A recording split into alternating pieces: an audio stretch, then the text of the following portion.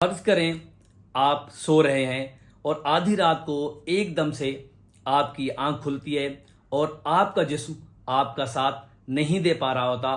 آپ کو ایسا محسوس ہوتا ہے کہ کوئی سایہ آپ کے پیچھے آ رہا ہے، آپ کے اوپر آ رہا ہے یا آپ کی طرف بھاگ رہا ہے. آپ کا دماغ جاگ رہا ہے لیکن آپ کا جسم آپ کا ساتھ نہیں دے رہا. آپ کو ایسا لگتا ہے کہ آپ اٹھنے کی کوشش کر رہے ہیں، آپ دوڑنے کی کوشش کر رہے ہیں لیکن آپ یہ سب نہیں کر پا رہے.